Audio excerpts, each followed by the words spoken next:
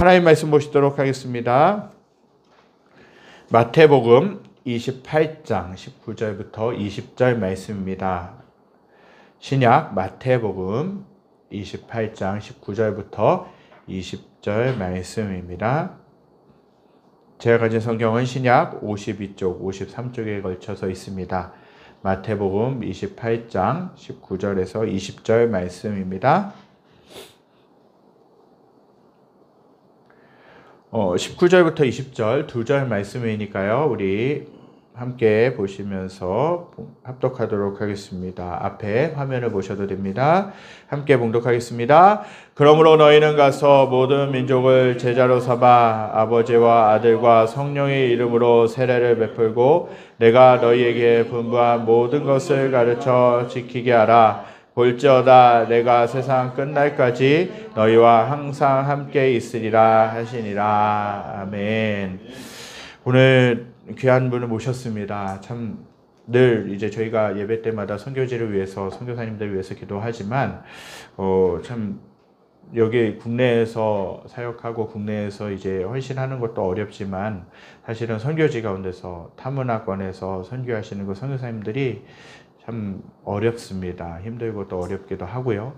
또 많은 기도가 필요한 분들이십니다. 또 몽골에서 사역하시는 엄명훈 선교사님께서 이제 이곳에 오셨습니다. 지난 1월에 오셔서 함께 또 가끔 이제 연락을 주고 받으면서 또 한번 저희 교회를 방문하고 싶어 하셨어요, 목사님께서. 그래서 그동안에는 이제 상황이 안 돼서 모시지 못했는데 이번에는 큰맘 먹고 저희들이 이번에 함께 이제 초청해서 예배 드리게 되었습니다. 몽골에서 사역하셨고요. 예전에는 이제 몽골에 파송 받으시기 전에는 남서울 교회와 또 주원교회 여러 이제 몇몇 교회들에서 가운데서 이제 부목사님으로 교육자로 사역을 하셨고 또 몽골에 이제 파송을 받으셔서 오래 되셨습니다. 몇 년도에 파송 받으셨죠, 목사님? 2008년도에 예, 2008년도에 카자흐스탄부터 먼저 가셔서 카자흐스탄에서 한 몇 년 사역하시고 계시다가 이제 몽골로 사역지로 옮기셔서 지금까지 이제 사역을 하고 계십니다. 참 많이 오랜 시간 동안 사역을 하셨고 제가 그 전에 이제 제가 전도사로 사역하고 부교육자로 있었던 교회에서 몇 번 이제 뵀었는데 그 뒤로 많은 시간들이 흘렀고 또 오랜만에 뵙는 것 같아서 너무 좋았습니다. 이제 그 선교사님께서 말씀을 전해주시고 또 선교보고 해주실 때 또 선교지의 사역을 들으실 때에 이것들 마음에 담아 두셨다가 계속 중보해 주시고 기도해 주실 수 있었으면 좋겠습니다. 우리 엄명훈 선교사님 박수로 앞으로 모시도록 하겠습니다. 감사합니다. 예. 이거를 차고 하셔야 되겠어요. 예.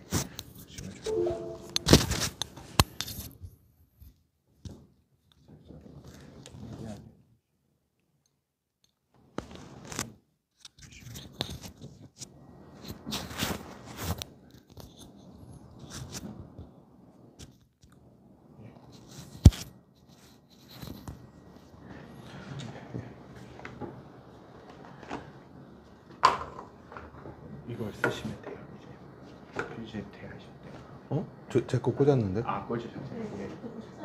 예. 할렐루야. 아우, 저기 노안이 와서 이제 막 글씨가 막 안 보이기 시작해가지고요.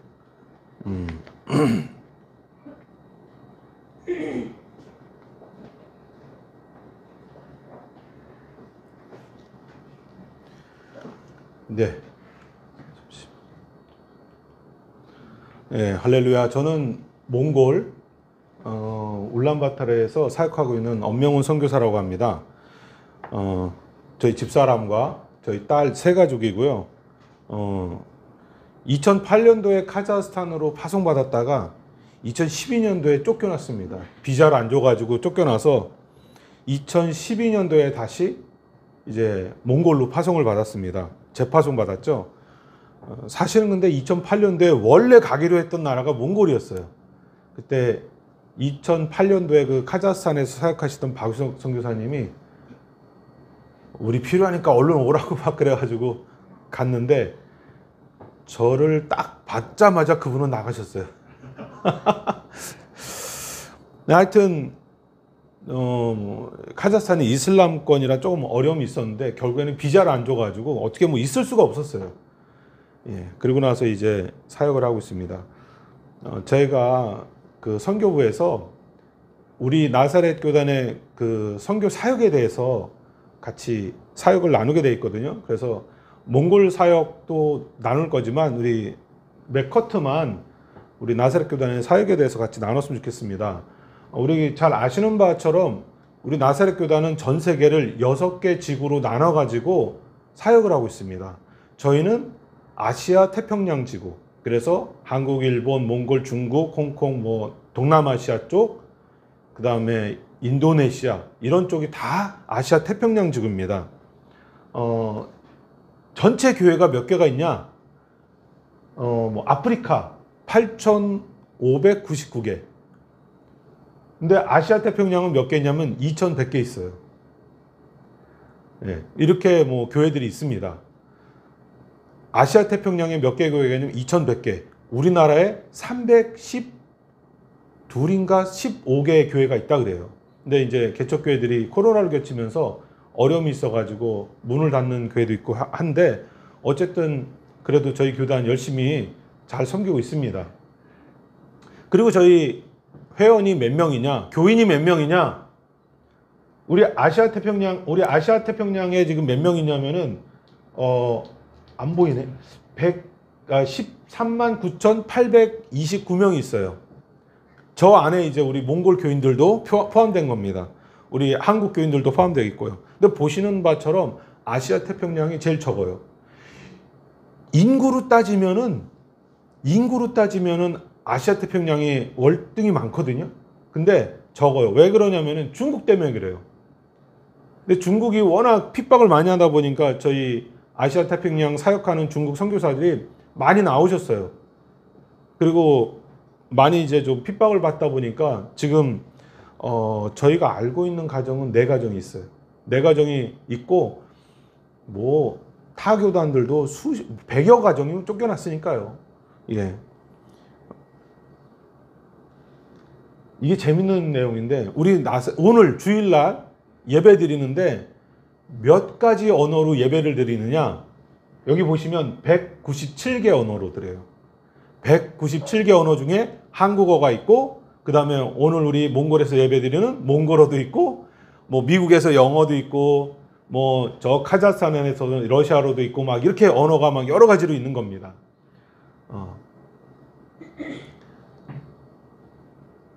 우리 선교사들이 몇 명이냐면요.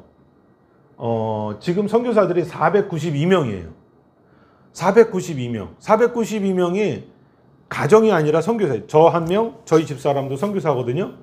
그래서 이렇게 있고 선교사 자녀들은 306명. 저희나 한 명이지 미국 선교사들은 3, 4씩 낳고 다니거든요. 세계 63개 지역에서 91개의 나라들에서 지금 사역을 하고 있습니다. 저희 몽골이 어디 있냐면요. 몽골 아마 이제 얘기를 많이 드셔서 알 테지만, 러시아랑 중국 사이에 있죠. 저희 2022년도 이제 저희 사역자들 이번에 그 인준받은 저희 사역자들입니다. 28명이 사역자로 인준받았고, 맨 밑에 있는 요 둘은 선교사입니다. 저희 가정과 미국 선교사 싱글 에이미 선교사라고 지금 몽골에는 그래서 선교사가 저희 나사렛 교단 선교사가 3명 있어요. 이분들 이제 2023년도 그러니까 이제 3월 말에 저희가 3월 말에서 다시 그 인터뷰를 하고 인준식을 하는데 올해는 30명이 조금 넘을 것 같아요. 자, 그럼 이제 지리적으로 몽골이 어디 있냐? 예, 아시는 것처럼 러시아와 중국 사이에 있습니다.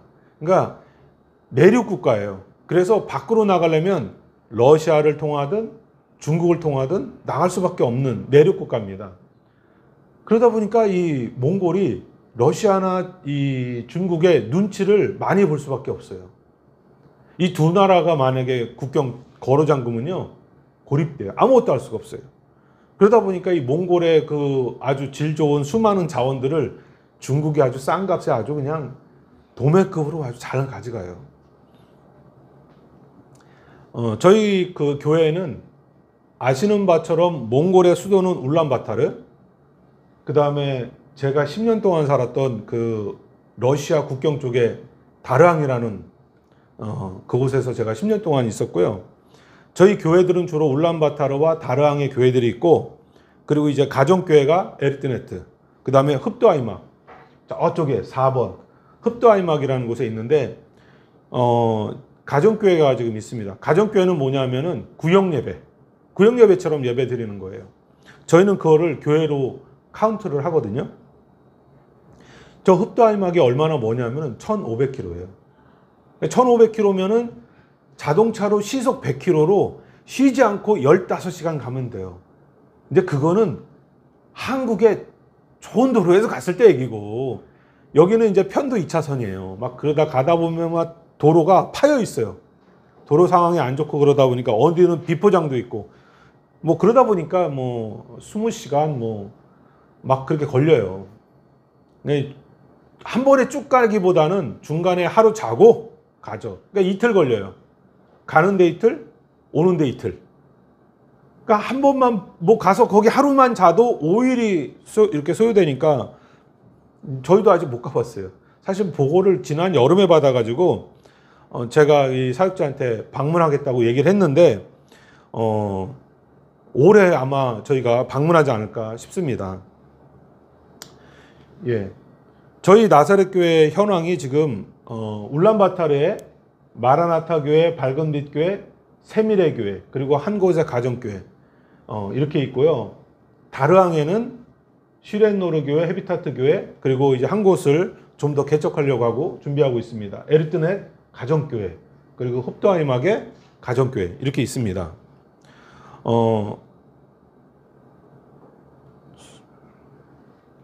저희가 어떻게 이렇게 그 사역자들을 전도사를 28명 할 수 있었냐면 평신도 신학교육입니다. 그러니까 평신도는 누구나 배움이 길든 짧든 상관없이 내가 한번 예수 믿고 내가 이 평신도 신학교육을 받겠다 하면은 그 지역에서 안수받을 수 있어요. 저희가 그 강의안을 그 75학점인가로 이렇게 준비하고 있는데 그것을 마치면 할 수 있습니다. 사실 한국도 하자고 했대요. 근데 한국에서 그 나사렛 대학교에서 엄청 반대했다 그러더라고요. 왜냐하면 아무래도 이제 그러면은 우리 학교에 모집하려고 하는 학생들이 줄어들지 않을까 막 그런 걱정을 했다 그러시더라고요. 근데 저는 했으면 좋겠다 생각이 들어요. 저희는 그래가지고 저희 교회에도 이 신학교육을 받으면서 전도인으로 하고 누구나 다 가정교회 하시라. 그래서 저는 가정교회 하십시오. 주중예배, 홈처치, 가정교회 하십시오. 구역예배 하십시오. 그래가지고 계속 밀어붙이기 때문에 코로나로 약간 어려움이 있었지만 코로나로 어려움 없는 지역 없고 코로나로 고통 안 당한 그런 데 없습니다. 다 당하지만 그래도 살아남을 수 있는 길은 이 주중에 가정교회가 살아야 됩니다. 구역예배가 살아야 됩니다. 제가 이 부흥하는 교회들 이렇게 연구를 해보니까 부흥하는 교회들 특징이 있어요. 구역예배가 살아있어요. 구역장들이 웬만한 목사님 같아요. 정말 열심히 하세요. 많은 분들이 이렇게 생각하기에는 목사님만 목회한다고 생각하잖아요. 오늘 본문 말씀 무슨 말씀이죠? 예수님께서 부활하신 다음에 제자들을 만나시고 하늘로 승천하시기 바로 전에 유언으로 남기신 말씀이에요. 너희는 가서 모든 민족을 제자로 삼아라. 이게 뭐예요? 우리한테 주신 사명이야.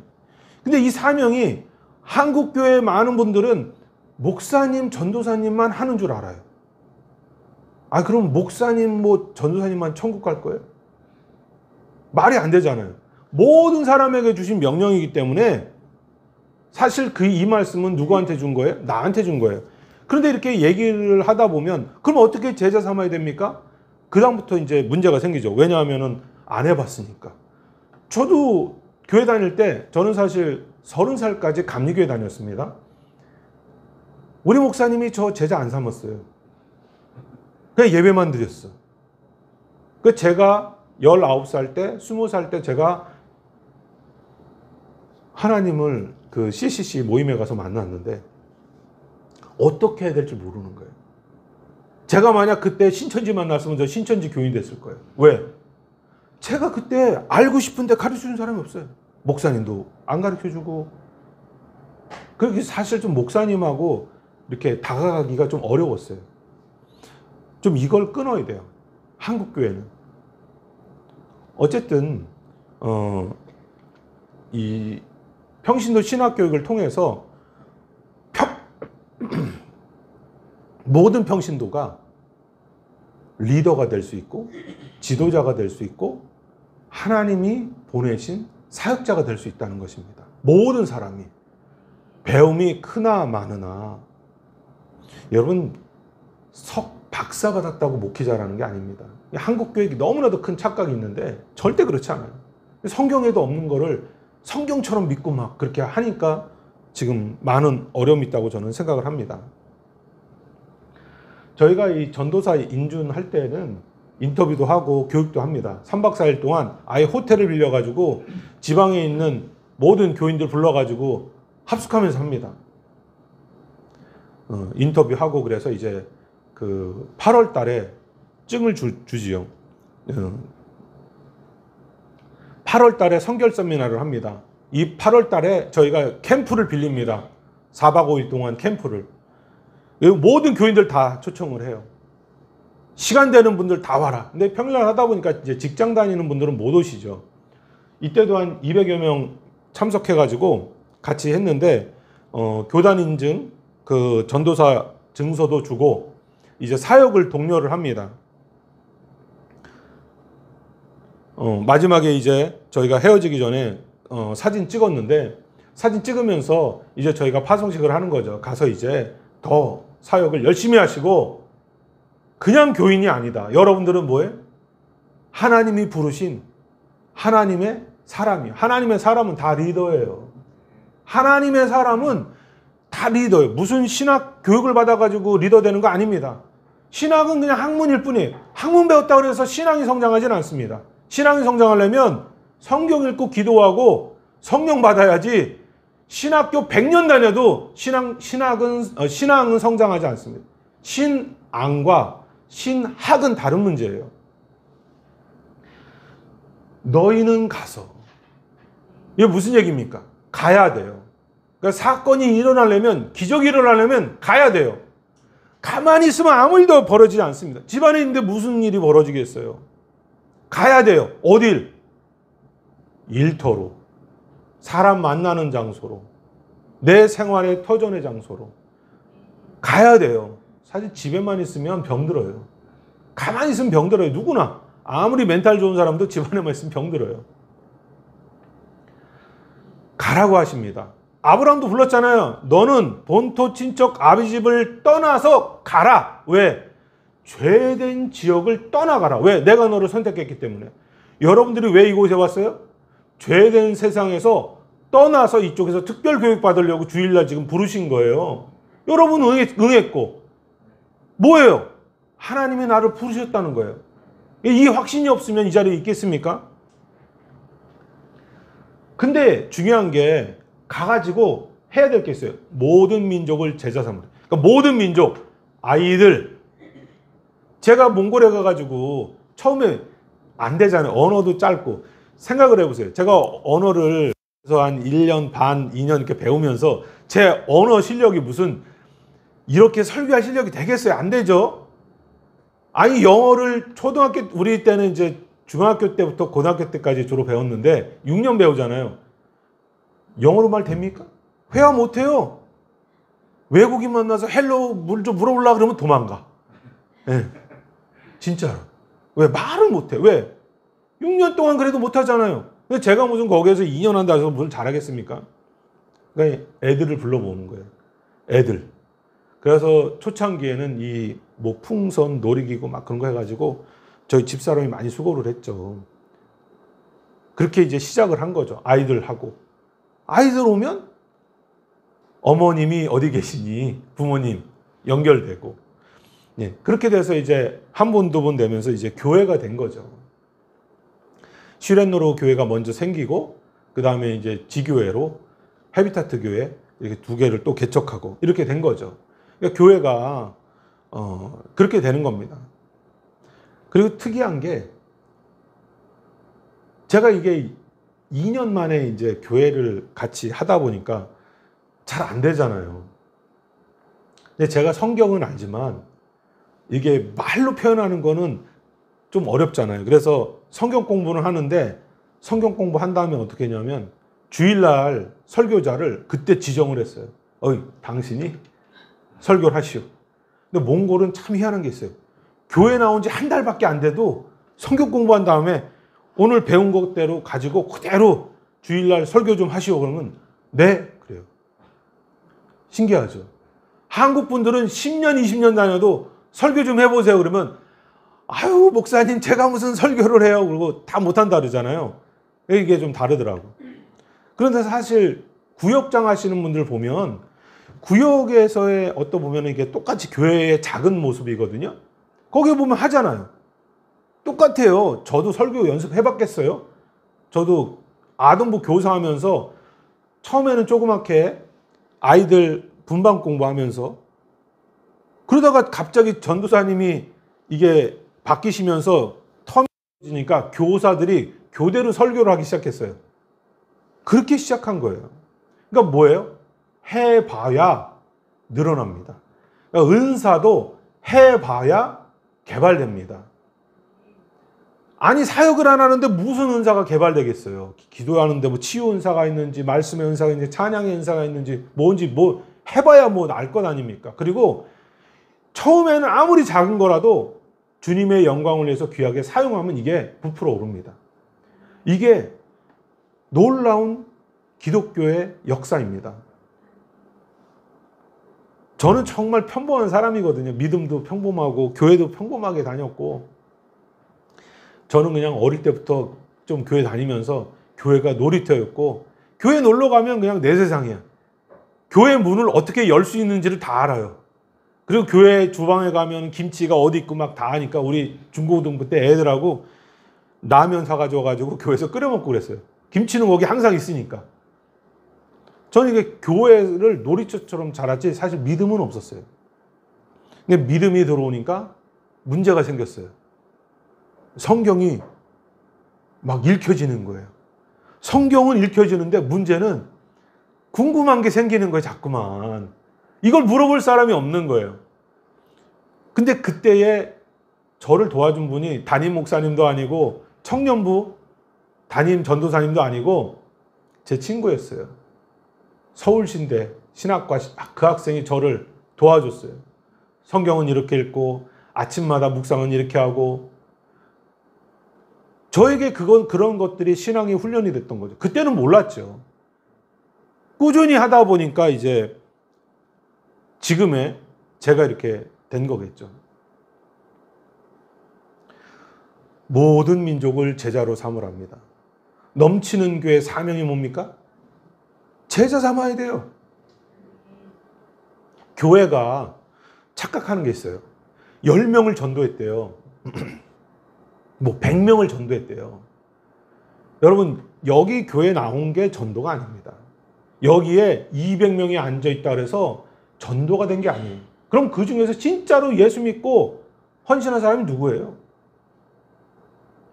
예수 믿고 내가 예수님 말씀대로 이 성경 말씀대로 한번 살아보겠다는 그 한 사람이 내 제자인 거예요. 그렇게 되기까지 우리 목회자들, 그러니까 예수 믿는 모든 사람들이 해야 되는 거예요. 목사님뿐만 아니라 예수님을 진정으로 사랑한다 그렇게 생각하는 분들이 그렇게 일하는 거예요. 그래서 위대한 거예요. 교회는. 사실 저희 몽골의 교회도 교인들이 예배에 한 20, 30명 모이는데 다 믿음이 있냐? 아니요. 그 중에는 점심 먹으러 온 분 있어요. 저희 몽골에는 그냥 지금 점심 하거든요. 먹으러 오시는 분 있어요. 그분들이 이렇게 그 햄을 되게 좋아하세요. 우리 한국에 있는 햄 말고 이 중앙아시아 햄은 되게 질이 좋아요. 기름기가 막 가득 차 있고 그런데 그걸 썰어가지고 빵에다 싸먹는 걸 굉장히 좋아하세요. 애들도 막 그냥 두세 개씩 막 해가지고 막 먹고 그러면 기름이 막 묻잖아요. 막 아무 데나 묻혀놓고 교회 가면 그냥 기름 냄새가 넘쳐나 막.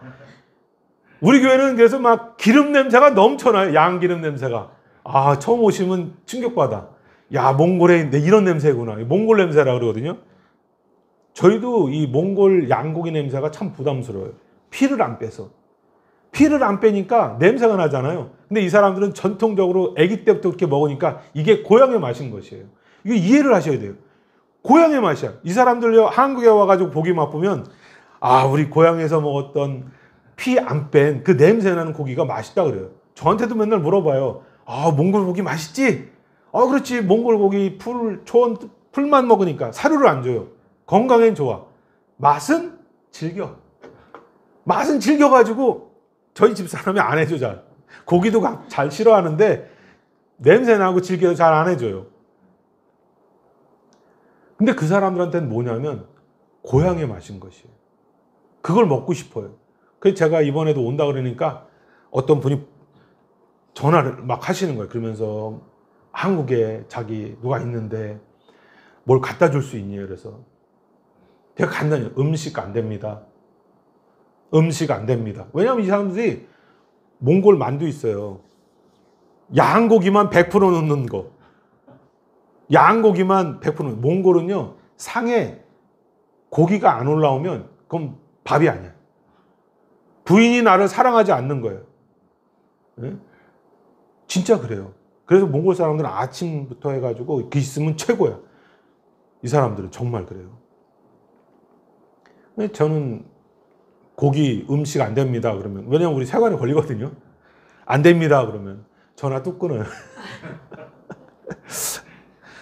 근데 저는 이제 그런 일 하기가 싫어요.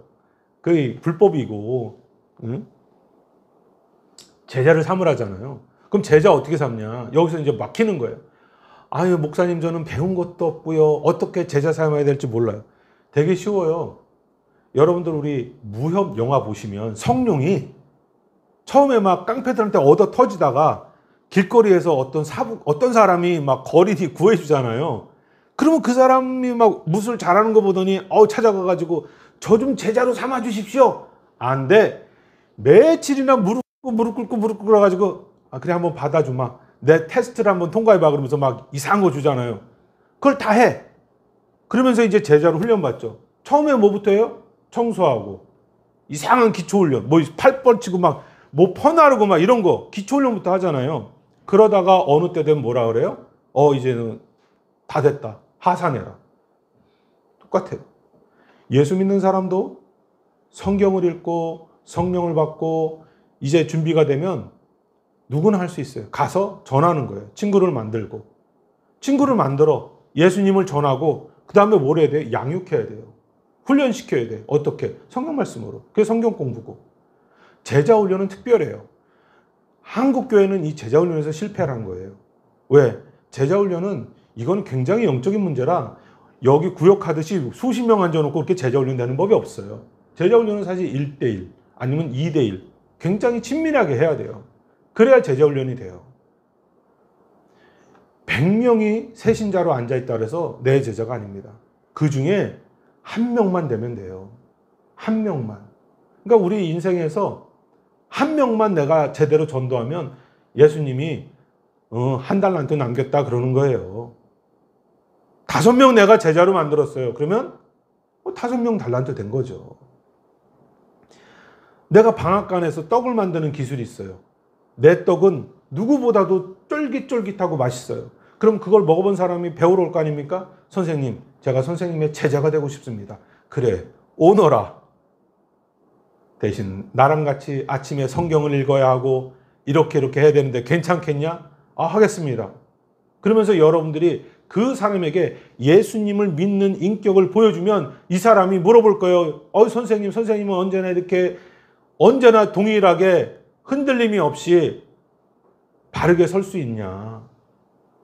그때 나에게는 예수 그리스도라는 보물이 있기 때문에 그렇다. 그때 소개해 주는 거예요. 똑같아.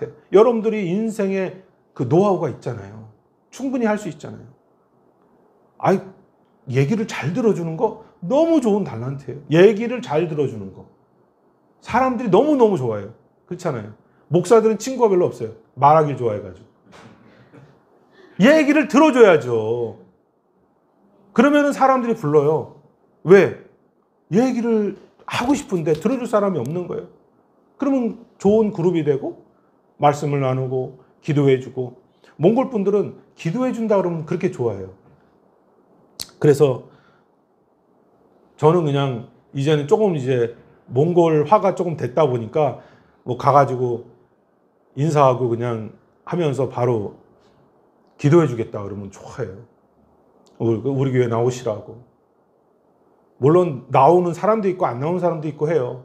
근데 다 찔러보는 거예요, 그냥. 그래서 부름에 가보라 했는데 정말 와본 사람들 중에 그 중에 이제 진짜 제자가 나오는 거죠.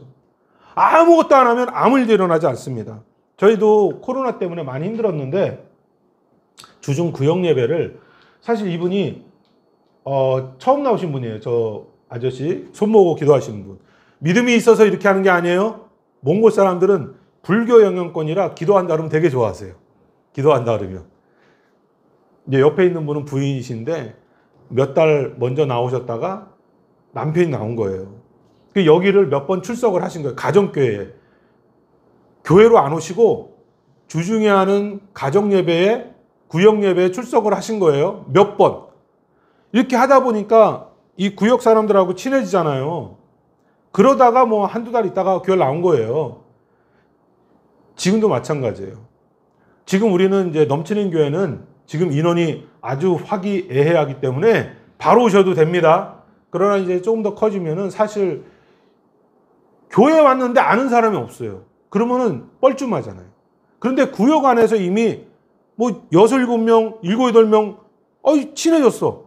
그 사람이 교회 오면 쉽죠. 이미 친구들이니까 왔어 하면서.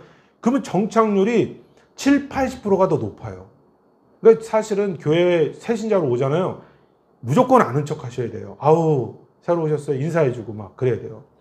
제가 감리교회에 있을 때 안산에서 그 교회에서 사역할 때 한 집사님 가정이 분당으로 이사를 갔어요. 근데 그분이 감리교인데 불꽃 감리교회를 갔는데 거기가 막 분당이 막 아파트가 들어서고 막 그때여서 교인들이 막 많이 오고 막 그랬나 봐요. 근데 갔는데 어수선하고 막 그렇다는 거예요.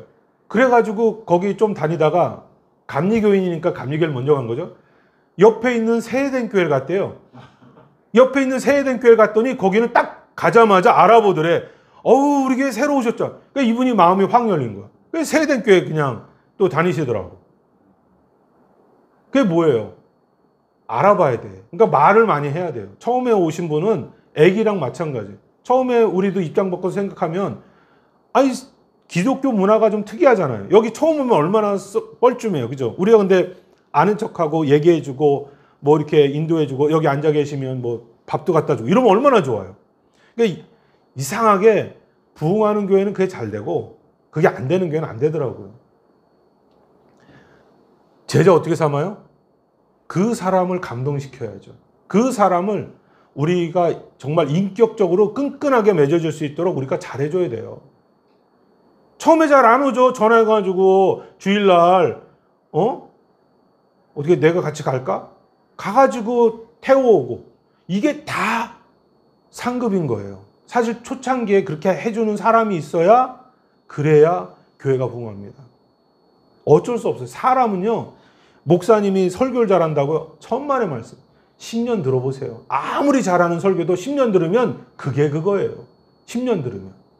사람은 관계의 동물이기 때문에 사회성이 되게 중요해요. 말 잘 들어주고 기도해주고 외로울 때 밥 한 번 사주고 같이 해보세요. 마음에 열리죠. 그렇게 하면서 그 사람을 내 제자로 삼는 겁니다. 제자로 삼으래요. 교회의 사명입니다. 교회의 사명인 동시에 예수 그리스도를 믿는 믿음의 사람들이 당연히 해야 될 일입니다. 제가 하는 일이 별거 있겠습니까? 저 똑같죠. 이분도 이렇게 구역 예배에 주중에 나오시다가 주일날 이렇게 딱 출석을 하셨더라고요. 저한테 사진을 매주 보내주거든요. 우리 그 리더들이 제가 주중에 사역한 거를 찍어서 매일 보내라. 지금도 와요. 지금도 계속 와요. 사진은 이렇게 했습니다. 한 명이든 두 명이든 괜찮다. 일단 해. 아무도 안 오면 당신 혼자라도 하시라. 그래도 안 하는 사람이 있어요. 그런데 하나님의 뜻은, 하나님의 역사는 순종하는 자를 통해서 이끌어집니다. 한 사람이 두 사람 되는 거예요. 두 사람이 네 사람 되는 거예요. 끈질기게 그냥 우리는 믿음대로 하는 겁니다. 그러면은 반드시 열매가 있습니다. 어떤 열매? 제자가 생긴다는 얘기예요. 정한되면 그냥 어린이들이라도 그냥 많이 세워야 됩니다. 근데 한국은 참 어려워요. 근데 몽골도 어렵거든요. 코로나를 거치면서 이제는 부모님의 동의서를 요구해요. 어려워요. 어렵지 않은 데가 어디 있습니까? 그렇지만 우리가 믿음으로 그 살 길을 찾는 거죠. 저희 다르항 털거이트 이제 세 번째 교회 개척하려고 이제 준비하는 곳인데, 저 목사님 부부인데 우리 교단은 아니에요. 근데 뭐 도와달라고 해서 갔다가 또 이분하고 연관된 것도 있어서 저희가 기도하고 있습니다. 갔더니 뭐 집 옆에다가 이렇게 게르교회를 하고 있어요. 가만히 보니까 게르교회를 어디다 쳐놓냐면 밑에다가 시멘트 공사를 다 해놓은 거예요. 시멘트 공사 해놓으면 바로 벽돌 올리면 되거든요. 이제 물어봤죠. 그랬더니 돈 생기면 벽돌 조금 올리고 또 돈 생기면 조금 더 지붕 올리고 이렇게 한다 그러더라고요. 맞습니다. 그렇게 하는 겁니다. 한국 교회는 좀 잘못됐어요. 맨날 빚 얻어다가 교인들한테 빚 전가시키고 헌금 강요하게 되잖아요. 그러면 빚으로 지으면 그렇게 돼요. 어쨌든 그래서 지금 기도하고 있습니다. 이분들도 우리 그 평신도 신학교육에 들어와서 우리 나사렛의 교육을 받으시면 그러면 이제 안수를 받을 수가 있습니다. 저희 몽골을 위한 기도 제목입니다. 저희는 28명의 몽골 목회자들이 있지만 이 중에서 핵심적인 분들이 다섯 분들이 있어요. 우림교야, 자매님, 얄랄테 형제, 어기 형제, 푸제 형제, 레기 자매. 앞뒤는 자매고 가운데 셋은 형제인데 이분들이 굉장히 중심적인 분들이에요. 이분들을 통해서 또 이분들의 리더가 있어서 계속 돼가지고 이게 28명이 된 거거든요. 그리고 이제 지방교회에 있는 이 흡도아이막과 에르트넷에 있는 교회는 교회 터가 없어요. 가정에서 모이니까, 가정교회니까. 그래서 터를 마련할 수 있도록, 그리고 저희 가정의 영육의 강건함과 또 세 번째 교회 개척과 또한 우리 연합사역을 위해서, 제가 다르항에서 10년 살다가 이제 울란바타르로 이사 갔거든요. 작년에. 이사 간 이유가 연합사역 하는 거예요. 교회들끼리 연합사역을 해야 되는데 몽골 분들도 고집이세요. 잘 안 들어요. 얼마나 힘든지 몰라요. 저희 집 사람이 고생하죠. 저희 집에서 막 김밥 만들게 하고 크리스마스 파티하고 그래서 저희 집에 오라 그래가지고 막 지금 화합회장을 만들려고 노력을 하고 있습니다. 저희 또 가면 또 그 일을 또 해요. 와, 목사님들 용서 잘 안 하대요. 목사님들도 똑같아요. 믿음은 주님만 아시는 것 같아요. 목사라고 뭐 더 잘하는 것 같죠? 안 그렇더라고. 용서를 못해요. 왜 그렇게? 참 어려워요. 하나 되기가. 그러니까 연합사역이 생각보다 어렵더라고요. 제가 이제 몽골 선교 블로그를 운영하고 있습니다. 사실 지금 얘기했던 거는 벌써 뭐 시간이 이렇게 되니까 다 설명할 수가 없어요. 그래서 제가 아예 소개를 드려요. 여기 이제 QR코드인데 이거를 카메라로 찍으시면은 저희 바로 몽골 선교 블로그로 연결이 됩니다. 그래서 보시면은 초기 사역부터 시작해가지고 하다 안 돼가지고 막 고생하고, 그 다음에 교회 울타리 다 짓고, 학원 아침에 오전에 가선 몽골어 수업 듣고, 오후에 와가지고 교회 건물 이거 짓고, 막 망치질을 막 수천 번 하니까 막 손이 막 진짜 두들두들 떨리더라고요. 그렇게 처음에는 했는데 이제 그런 시기가 지나고 이제는 교회들을 관리하는 게 그런 어떤 때가 됐어요. 근데 제가 보면은 힘들어도 교회 개척하는 게 더 쉬운 것 같아요. 그러니까 저 감사한 것 같아요. 목사님들하고 일하려니까, 이 몽골 목사님들이 일하려니까 이게 너무 힘들어요. 사역자들하고 일하려니까. 이게 쉽지 않더라고요. 그래도 하나님 앞에 지혜를 구하고 있습니다. 이게 사람의 지혜로 할 수 없는 일이잖아요. 그래서 하나님께서 우리를, 이 몽골 교회를 쓰시려면 이 몽골을 통해서, 특히 북한, 몽골 그 시민권자들 북한에 갈 수 있어요. 우리는 못 가잖아요. 근데 몽골은 이게 끈끈한 관계라 갈 수 있다 그러더라고요. 그래서 저희 우링교회 자매님한테도, 자매님, 몽골 교회는 북한에 갈 수 있어요. 그리고 북한의 노동자들도 한동안 있었고요. 다르항에 그리고 김정은 유치원이 있어요. 야, 한번 선교팀 한번 오시면 제가 보여드릴 텐데, 굉장히 끈끈해서 제가 북방 선교, 특히 북한 선교하는데 조금 밑거름이 됐으면 좋겠다 기도하고 있습니다. 이를 위해서 기도해 주시고, 또 우리 선교지를 위해서 기도하실 때마다 몽골에서 사역하는 그런 이 엄선교사도 있구나 생각하시고 기도해 주시면 너무너무 감사하겠습니다. 여러분, 너희는 가라입니다. 가라. 어디로 가요? 사람 만나는 장소, 내 일터. 거기에서 뭐래요? 내가 그리스도의 인격으로 그 사람을 감동시켜야 돼. 그 사람을 감동시키는데 싸우면 되겠어요? 시장에 가가지고 500원 깎아달라고. 500원 없다고 못 살아요? 500원 깎으려고 막 실량이 버리고, 그게 무슨 자랑이라고. 예수 믿는 사람은 그렇게 살면 안 돼요. 그러니까 복이 안 오는 거예요. 내가 차라리 500원 더 주더라도 이 영혼을 구원하겠다 싶으시면 그걸 아깝다고 생각하지 마세요. 우리 한국교회는 어떻게 무슨 콩나물값 500원 깎으면 자랑이라 그래요. 무슨 건사. 저희 어머니가 과일 가게를 하셨어요.